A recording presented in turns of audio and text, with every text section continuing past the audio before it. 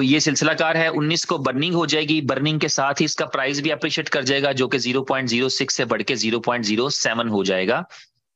जो 6 सेंट है, इससे बढ़ के प्राइस जो है वो 7 सेंट हो जाएगा, जो जिसे आप इंटरनल प्राइस कहते हैं, या जिसे आप कंपनी का एवेल्युएशन का एक वर्ड यूज होता है कि ये वैल्यूट कर दिया, क्योंकि इसको $1 तक कंपनी इसी तरह करेगी, और फिर उसके बाद $2 के ऊपर जो है वो एक्सचेंज पे लिस्ट करेगी कि बाहरी $1 का है और एक्सचेंज के ऊपर $2 का है। तो इस तरीके से ये आगे बढ़ेगा। और इसके अलावा ये है कि इसके बाद सब लोग एक्साइटेड होंगे। 19 को ये बता दिया है। 20 के हवाले से एक बैनर भी हमने देखा है, अभी शेयर भी हो चुका है शायद, जिसके अंदर एक तीर से 3 शिकार हो रहे हैं। और वो भी एक बहुत ही अच्छी, बड़ी ही शानदार चीज रहेगी मेरे ख्याल में। बहुत ही कुछ अच्छा होगा। हमें नहीं पता कि क्या होगा, लेकिन बेहतरीन होगा। इतना अच्छा होगा कि उमर भाई का ये मानना है कि आप इन 10 दिनों के अंदर, या इस 20 जुलाई के बाद जो है, आप इतनी ढेर सारी अर्निंग कर पाएंगे। कुछ ऐसी चीजें होंगी हर हवाले से।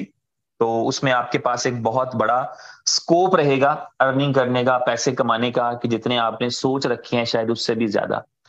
तो ऐसा कुछ होगा, वो भी देखते हैं। उसमें बहुत सारी बातें हैं, बहुत सारी चीजें हैं। मैं आपसे उस दिन भी जिक्र कर रहा था कि 8-10 किस्म की परसेप्शंस हैं मार्केट में। क्योंकि रिसेंटली एक टेक्निकल पेपर था, येलो पेपर जिसे कहते हैं। येलो पेपर या टेक्निकल पेपर वो होता है जिसके अंदर आपका कॉइन या आपकी ब्लॉकचेन कैसे परफॉर्म करेगी, उसके फॉर्मूलाज होते हैं, मैथमेटिकल फॉर्मूलाज होते हैं। और टेक्निकल पेपर ऐसा होता है, येलो पेपर ऐसा होता है कि अगर किसी समझदार आदमी के हाथ लगे तो वो बआसानी आपके आइडिया को समझ सकता है और उसको कॉपी कर सकता है।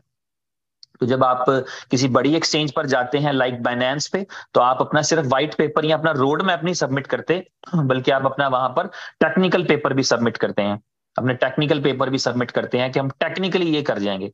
आप कागज के ऊपर जब लिखते हैं 2+1+5 = दिस दिस, तो वो कागज पे जो लिखा होता है उसको पढ़ के लोग समझते हैं। अगर आपने 2+2 5 लिखा हुआ है तो उनको कागज पे समझ आ जाएगा कि ये नहीं होगा।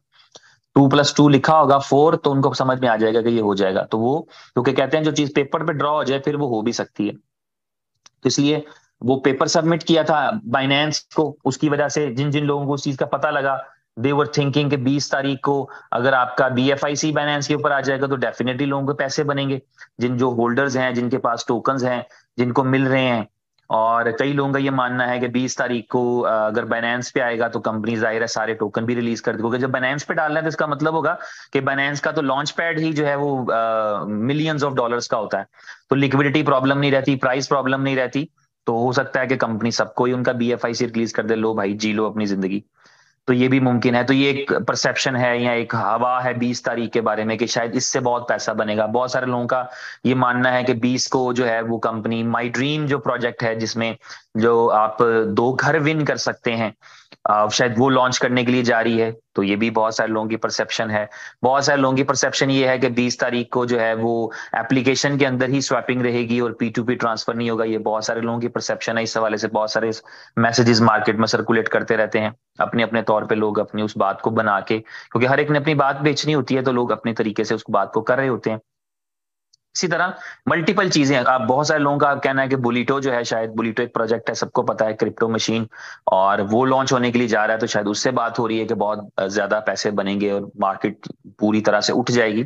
तो खैर इनमें से ही कोई चीज होगी, डेफिनेटली अच्छी और बड़ी चीज ही होगी, और पूरा इम्पैक्ट लेकर के आएगी। और हमें वो मकसद हासिल होगा जिस मकसद के लिए हम इनोवेशन फैक्ट्री के साथ यूनाइटेड हैं, इनोवेशन फैक्ट्री के साथ जुड़े हैं।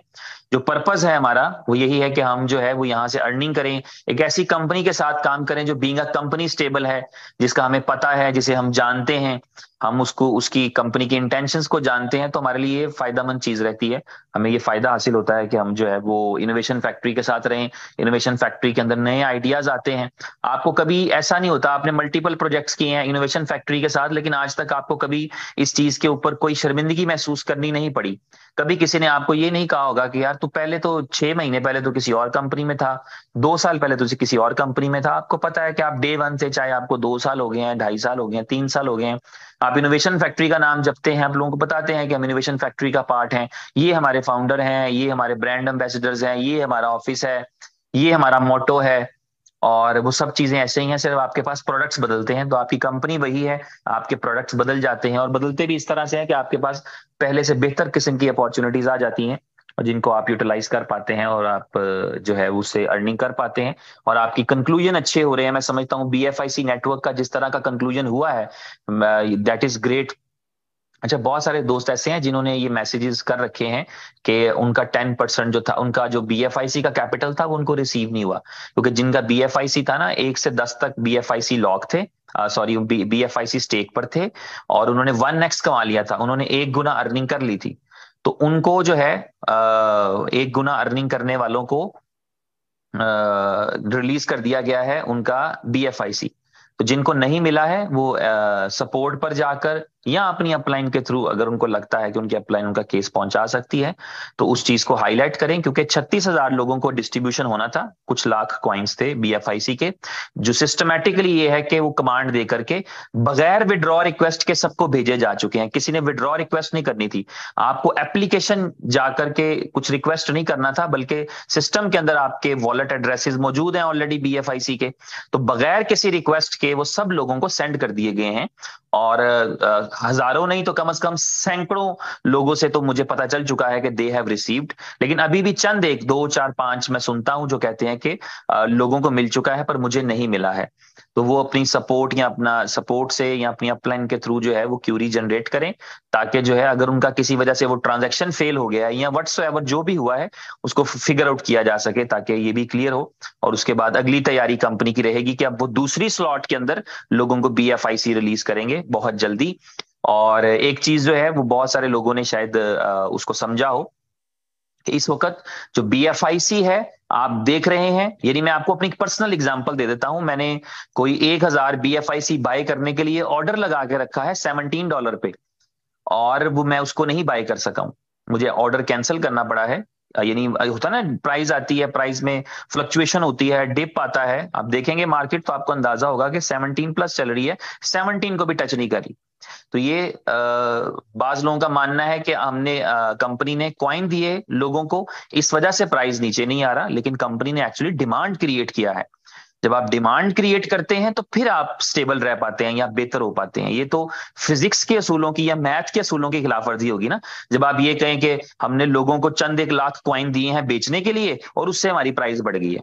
तो ऐसे नहीं हुआ, इसलिए प्राइस बढ़ी है क्योंकि जिनको दिए थे वो बेच भी रहे होंगे, बेच भी गए होंगे बहुत सारे, लेकिन आपकी डिमांड इतनी हाई है कि आपका जो है वो प्राइस जो है वो तो अभी आप सोचिए, अभी तो यूजिबिलिटीज की अनाउंसमेंट्स ही चल रही है ना, अभी तो कोई एक ऐसी यूजिबिलिटी नहीं आपके पास है जिसके लिए आपको खरीद कर कंज्यूम करना हो। ना अभी आप सुपर 11 में उसको कंज्यूम कर रहे हैं, ना अभी आप गेम ओके में कंज्यूम कर रहे हैं, ना आप बी स्टोर में कंज्यूम कर रहे हैं, ना आप किसी भी इस तरह के पे प्लस में कंज्यूम कर रहे हैं, ना आप अभी बी बॉन्ड में, बल्कि बी बॉन्ड की तो बाइंग ही नहीं हो रही, तो आप ना यहाँ पर कंज्यूम कर रहे हैं, तो आप कंज्यूम तो कभी नहीं करें।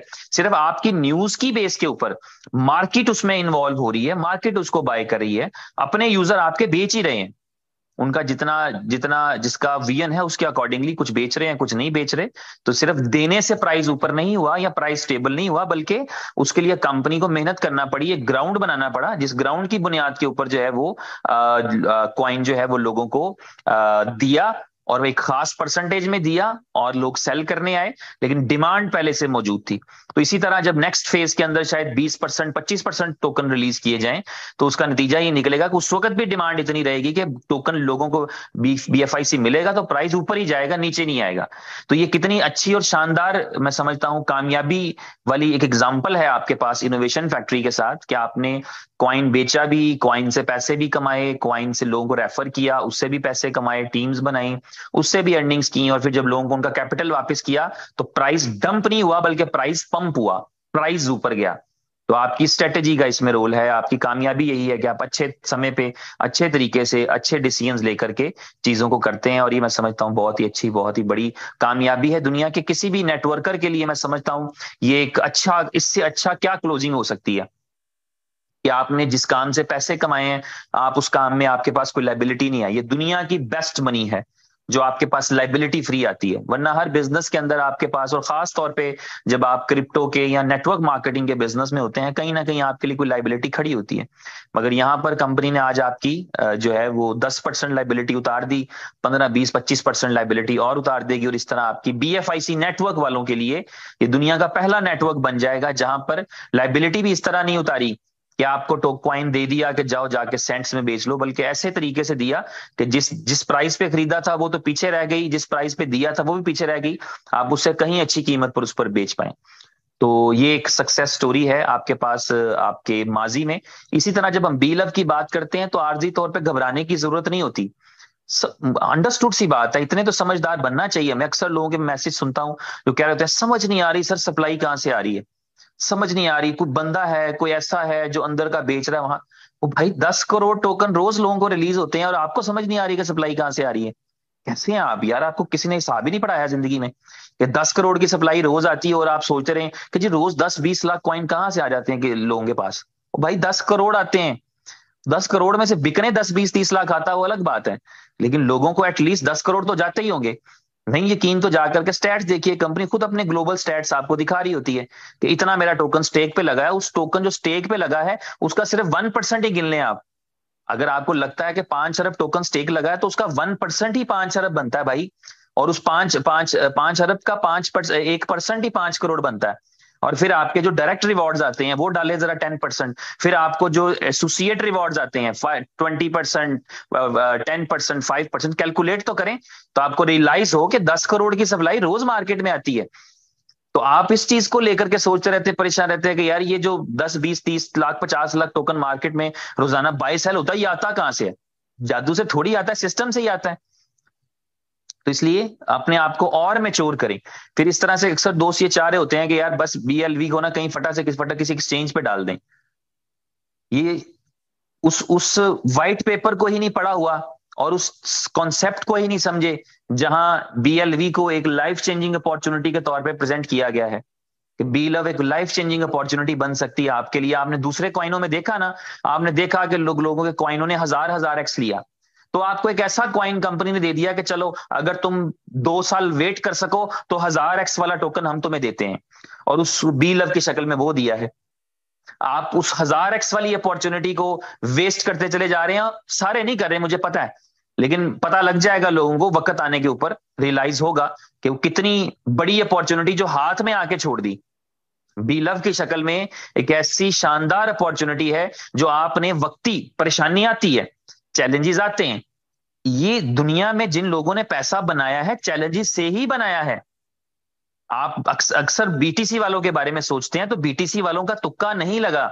BTC वालों में वो भी हैं जिन्होंने $2 में 2000 बेच के उल्टी छलांगे लगाई हैं कि मजा आ गया, बड़ा अच्छा बिक गया मेरा। तो आज भी लोगों के स्क्रीनशॉट्स और ट्विटर पे उनके अकाउंट्स पड़े हैं जिन्होंने 25-30 सेंट का बेच के कहा है कि वाह वाह वाह वाह मजा आ गया बिटकॉइन से। तो लेकिन क्यों? क्योंकि उनको लगा कि इससे प्राइस और गिरेगी। पैनिक मार्केट क्या होती है? जब आपको ये लगता है कि प्राइस और गिरेगी, प्राइस और नीचे जाएगी, ये जो मिल रहा है ये भी नहीं मिलना, ये पैनिक है।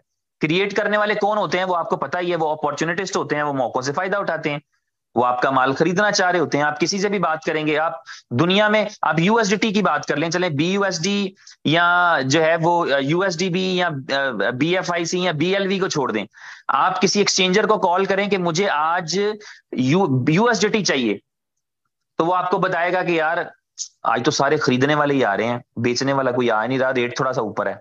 वेरी नाइस, ठीक हो गया। आप उसे किसी दिन कॉल करें कि मुझे USDT बेचना है, तो कहेगा आज तो सारे बेचने वाले ही आ रहे हैं। तो ये वो क्यों कर रहा है? क्योंकि उसको रेट तोड़ना है, ये उसके उसके रूटीन की बात है। जिस तरह कल हम दुबई मॉल में थे, जो है वो कल कुछ शॉपिंग करना थी, तो एक शॉप पे हम खड़े थे, काफी बड़ा ब्रांड था, तो वो उसने कहा कि दिस इज लास्ट पीस। तो मेरे साथ एक दोस्त थे, उन्होंने कहा कि लास्ट पीस है फिर तो सेल पे दे दो। तो उसने कहा लास्ट पीस है, हम तो महंगा बेचेंगे, सेल पे क्यों देंगे? जब लास्ट ही पीस बचा है तो फिर तो महंगा ही बिकेगा ना। तो लोग लास्ट पीस करके ही बेचते हैं अपनी चीज को, कि लास्ट पीस है हमारे पास। तो इसी तरह ये है कि आपके पास जो मार्केट में मैनिपुलेशन चल रही होती हैं, जो खबरें चल रही होती हैं, चीजें चल रही होती हैं, वो किसी ना किसी मकसद के तहत होती हैं। लोग ये चाह रहे होते हैं कि आपको ये बताएं कि आपका ये जो 2 रुपए की चीज बिकती है, ये 2 पैसे की होने वाली है।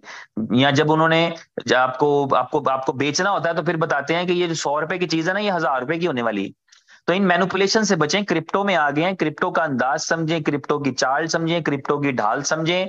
आपको जो है वो क्रिप्टो को अंडरस्टैंड करना है, इसमें मैनिपुलेशंस होती हैं, इसमें सारा कुछ होता है।